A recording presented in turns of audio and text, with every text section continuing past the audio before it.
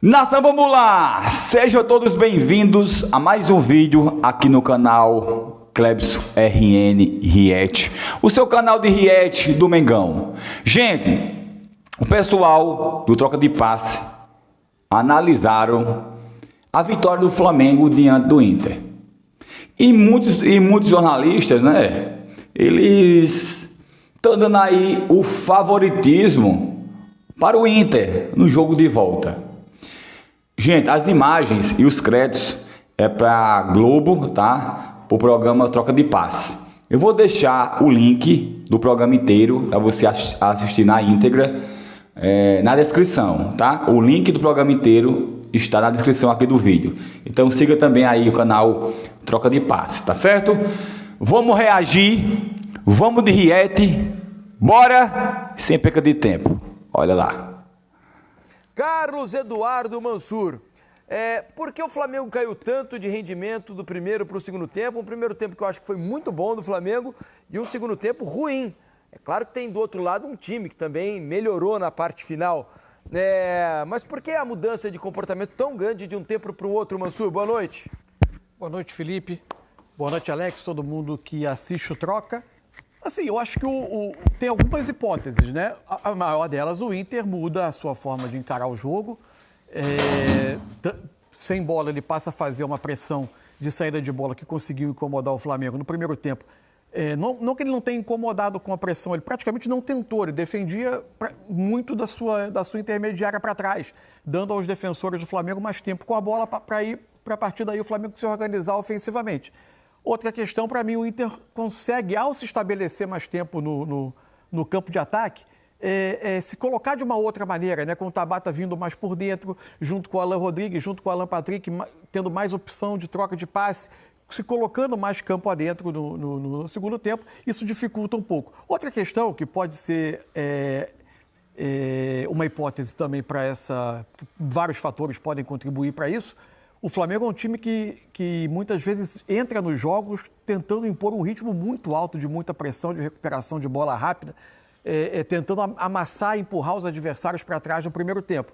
É possível, dentro do que é o calendário do futebol brasileiro, que isso cobre um preço, especialmente na questão da pressão. O Flamengo já chegava um pouquinho mais atrasado no segundo tempo, quando tentava pressionar os volantes do Internacional. O Flamengo já não ganhava tantos duelos, mas eu acho que tem um pouco de tudo. Um pouco da questão, eventualmente, de uma queda física e até técnica do Flamengo na segunda etapa e uma mudança do Inter na maneira de se colocar dentro do campo, tentando fazer coisas que no primeiro tempo ele não fez e conseguindo incomodar um pouco mais o Flamengo.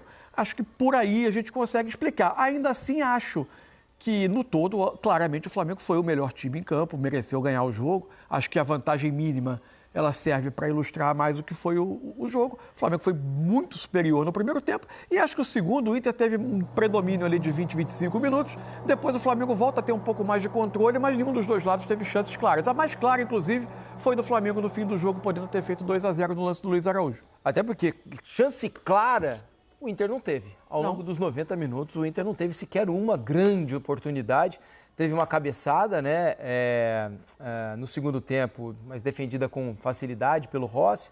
Depois, uma batida cruzada que o Rossi também pegou num corte para trás do Vitinho. O Vitinho bate no chão e o Rossi cai para o lado direito para pegar também sem grandes problemas. O Inter fez uma partida, eu acho até que dentro do que se esperava, e como terminou o resultado, eu acho que o Inter tem o que comemorar para o jogo da volta em Porto Alegre, porque perdeu por uma contagem mínima, dentro de casa, com o apoio da sua torcida. É claro que eu tenho a impressão de que o Flamengo não vai fazer o jogo que o Inter fez no Maracanã. Espero um Flamengo muito mais protagonista do que o Inter conseguiu ser no Rio de Janeiro, mas o Inter é muito capaz de conseguir bater o Flamengo pelo placar mínimo e, no mínimo, levar o jogo para a decisão, para o pênalti, Alex. O que te parece esse 1-0, vendo a perspectiva do Internacional? Boa noite. Boa noite, Felipe, Cadu Mansa, todo mundo que está em casa. Hulk está concentrado, meu querido. Abraço, um beijo para você, meu irmão. Primeiro de tudo, se você for olhar resultado, é um resultado, acho que ok. Para todo mundo que vier jogar com o Flamengo aqui... Nação, impressionante, né, Nação? É impressionante mesmo. O Flamengo é muito bom. Porém, você vai trazer para casa, realmente é algo dentro desse possível. E possível por quê? Segundo tempo que o Inter ele realmente tem mais ação, ele mostra que ele pode jogar de igual para igual, quase de igual para igual, se ele quiser. Isso eu falo quase porque pode ser que isso durante 90 minutos ou não, depende por quanto tempo. Tem alguns jornalistas que o Inter, no primeiro tempo, ele ficou realmente puxa o saco. Dava a impressão que mesmo com a posse de bola e volume do Flamengo, não tinha aquelas chances tão claras. Mas é óbvio que você fica marcando muito perto da sua área um time tão bom quanto o Flamengo. Essa bola, quando recuada para os zagueiros ou os volantes ali, seja Jorginho ou Alan, o Inter não ia pressionar, então ficava muito à vontade o Flamengo. E uma hora você vai criar. Porém, o gol acaba saindo de bola parada, né? Você acaba pagando esse preço. Mas o Inter deixou muitas oportunidades de poder realmente forçar o erro, tirar o conforto do Flamengo, como quando você vai jogar contra times bons, você precisa fazer, mesmo marcando médio ou baixo, como o Inter fez nesse primeiro tempo. E no segundo tempo ele pressionou, ele incomodou um pouco mais, ele tirou essa zona de conforto do Flamengo. Aí o Flamengo ele vai errar um pouco mais, aonde tem uma bola no zagueiro, tem alguém correndo atrás para fazer isso, então isso é possível fazer, né? Mas dentro de um jogo, atenção, desse primeiro jogo jogando fora, o Inter traz algo realmente para casa, que ele é possível sim de reverter. Imagino que o jogo no Beira-Rio deva ser melhor do que esse. Para mim, assim, ninguém sai inteiramente satisfeito do jogo e ninguém sai de mãos vazias desse primeiro jogo. Acho que é uma boa análise.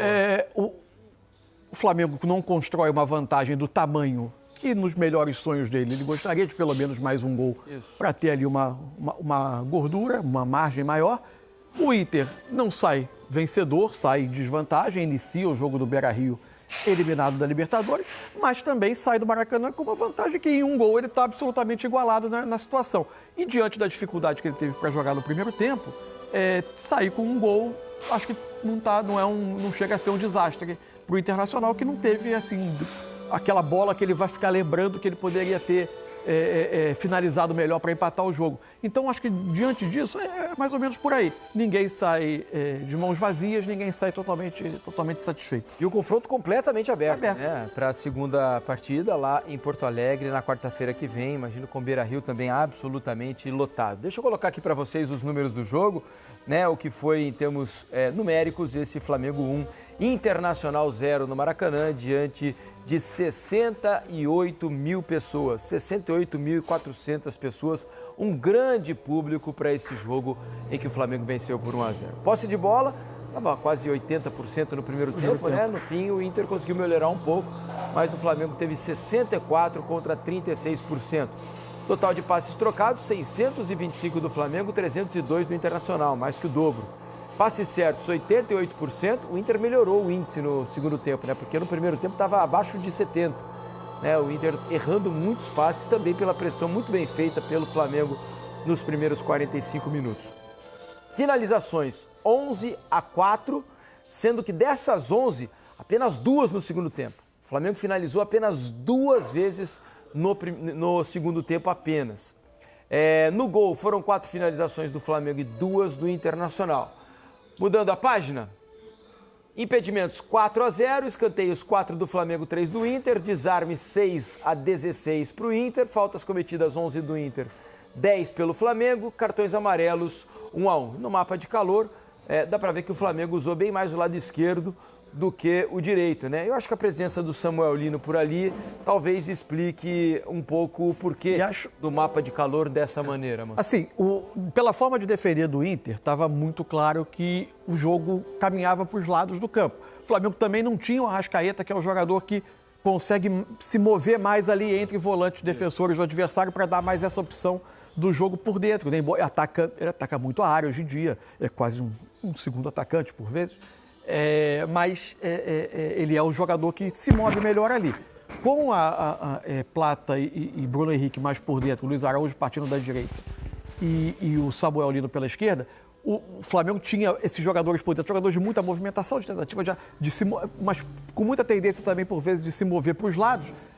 E o jogo, mesmo a forma de defender do Inter, empurrava o jogo para as pontas. O Flamengo não tinha hoje o entendimento que parecia muito promissor nos últimos jogos do Emerson Royal com o Plata pelo lado direito. Quem começava por ali era o Luiz Araújo. Talvez até pela lesão do Emerson Royal no começo do jogo, né? Aparentemente ele não estava 100%, depois do tornozelo. Com 20 né, minutos ele se imaginou até que ele ia sair. Exato, quando ele pediu permaneceu atendimento. no primeiro tempo até o intervalo, né, quando foi substituído pelo Varela. Talvez tenha também afetado em algum aspecto esse primeiro tempo do Emerson. E também o fato de o Flamengo gerar muita vantagem do lado esquerdo, né? Com o Samuel Lino, com o Alexandre, por vezes com algum dos meias ou algum dos atacantes chegando para tentar fazer combinações por ali. O Flamengo movia a bola rapidamente até gerar o espaço, inverteu o jogo para o lado em que ele conseguia construir. Quase todas as construções do Flamengo pelo lado do campo. E por ali o Flamengo conseguiu construir mais e o lado esquerdo foi onde teve. E quando o Inter, após tomar o gol, ameaça sair um pouquinho mais e o Flamengo recupera a bola, aí era muito tentador acionar rapidamente o Samuel Lino, que é o jogador que tem essa capacidade de velocidade, de arrastar, de conduzir a bola com força, com drible, para tentar construir os contra-ataques. Foi um momento que o Inter talvez até tenha sido um pouco mais vulnerável no jogo, né? O debate aí no troca de passes, né? O Flamengo vence o Inter por 1-0, vantagem no jogo de volta. Lembrando também que domingo tem Flamengo e Inter pelo Campeonato Brasileiro. Quarta-feira tem um jogo de volta, Flamengo e Inter pela Libertadores da América. Flamengo pode até empatar, que mesmo assim ser classificado, tá certo? Convido vocês a se inscrever aqui no canal Cleber CRN, deixar seu like e também compartilhar o vídeo.